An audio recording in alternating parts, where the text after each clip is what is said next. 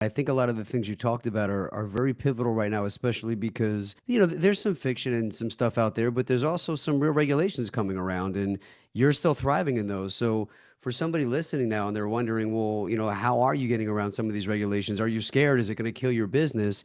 Talk a little bit about the pivot because you've managed to adapt and come up with, like, you're really a renaissance guy, man. Like when you hit stuff, you find ways to reinvent things, to get flexible and work around it instead of letting it stop you in your tracks. And that's really created some great things, not only for you, but that other people in this industry have learned from you when you hit those challenging times. I really sort of invented, as far as I can tell, the application of novations when it comes to real estate wholesale in 2008 when the market shifted and everybody was using FHA and I was just trying to work around seasoning. And I was just committed. There's got to be a way. So I think the fundamental belief that allows people to innovate is being committed to making a way. It might be different than the old one. It may require you to go off course for a little bit. It may require you to leave some baggage or bad habits behind. It may require you to completely change. I'm just relentless about making a way. And, Pennsylvania was the second state, I believe, in the United States to have anti-wholesaling regulations passed into law January 18th of 2025. So what did we do? First of all, we knew about it a year in advance and we did research and we prepared. We didn't sit around and hope for the best, right? I talked about it earlier, looking like going right into it. Not necessarily working around it, work through it. Like literally blow a hole in the side of it because you understand it at such a high level and you can just blow right through it. I would tell you 75% of the people operating in Pennsylvania are operating out of compliance right now.